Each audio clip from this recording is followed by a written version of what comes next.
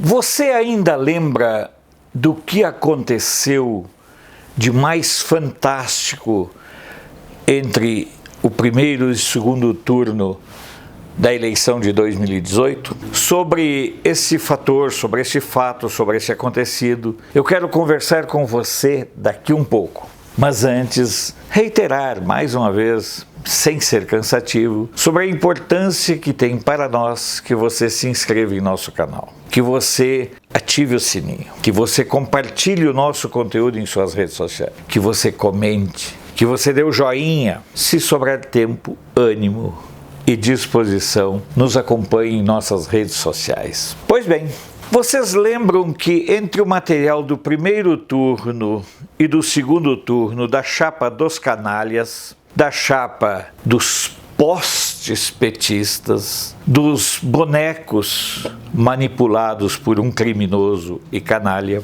houve um fator muito interessante. Eles não apenas se converteram em religiosos, como abandonaram a cor vermelha e passaram a produzir, a divulgar, a enfatizar outras cores, o verde e amarelo, por exemplo.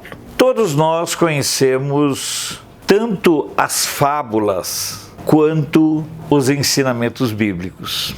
Sempre houve a história do lobo em pele de cordeiro. Isso é parte da história, da cultura, do imaginário e do ensinamento religioso de cada um.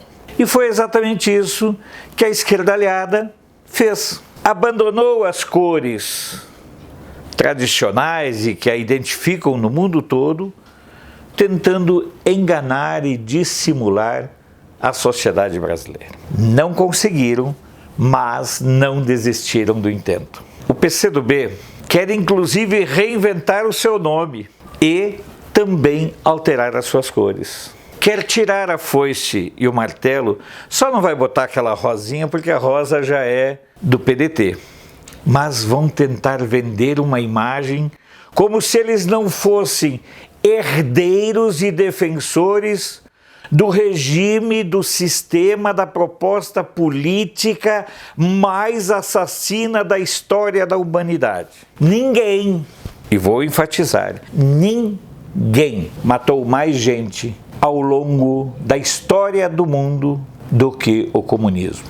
Nem a peste negra, nem nada. Perto dos malefícios que o comunismo causou, a peste negra parece ser uma dorzinha de dente. Parece ser uma unha encravada. E a gente fica sempre nesse confronto, nessa dúvida. Afinal de contas, por que razão um regime de assassinos, de psicopatas, porque cá entre nós, dizer que Stalin não é um psicopata do mesmo nível que era um Hitler é muito complicado. Stalin era sim um psicopata, um doente mental, um débil mental, um assassino e um acelerado, mesmos adjetivos que servem para identificar e para tipificar o Hitler. E no Brasil não se sabe por quê, ou melhor, sabe-se sim por quê. O comunismo ainda não foi equiparado ao nazismo. Isso é algo fundamental para fazer. E as cores do comunismo sempre foram o vermelho, que significa sangue, que significa sacrifício, que significa morte. Vermelho e preto, então, tirando a questão do Flamengo, Atlético Paranaense, Sport, parece que o Oeste também usa camiseta vermelha e preta. Os partidos de esquerda já se deram conta de que aquela frase, a nossa bandeira jamais será vermelha, ela se consolidou e ela representa o anseio da maioria da população brasileira. E vocês sabem o que aconteceu além do PCdoB querer mudar suas cores, seu símbolo e até seu nome? Vocês sabem o que de mais interessante aconteceu? Os sindicatos, sim, acredite, os sindicatos esquerdistas estão abandonando o vermelho em seu material. Estão começando a usar outras cores, verde, algum amarelinho, azul. Ou seja, é mais uma estratégia para dissimular, enganar e tapear os incautos.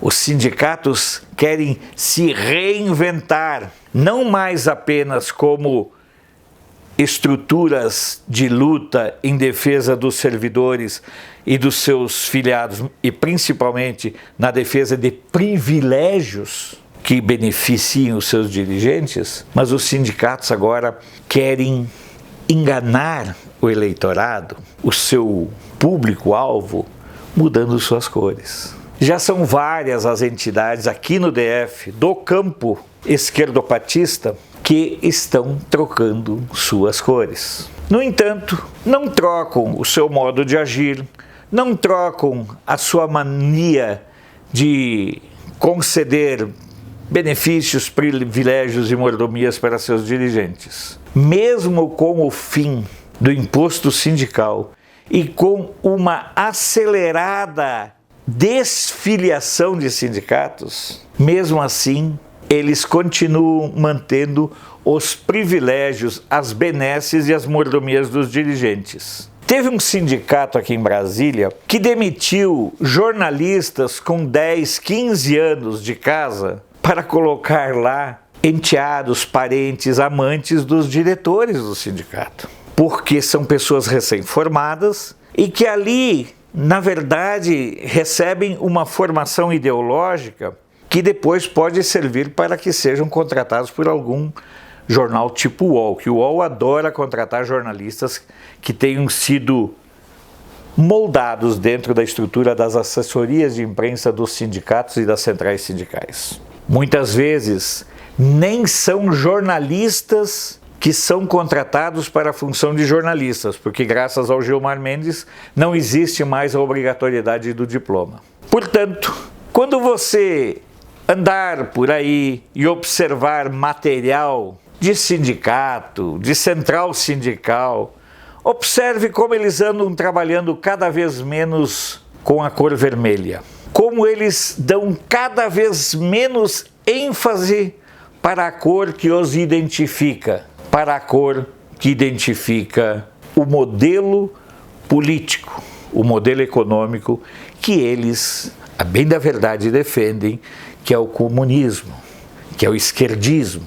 E aí você poderia perguntar a eles, principalmente se for militante LGBT, o que ele pensa do que pensava o Che sobre os gays, sobre os homossexuais. Você pode perguntar, por exemplo, a ele o que o Putin pensa sobre os gays e sobre os homossexuais. Você pode perguntar o que ele pensa sobre Holodomor.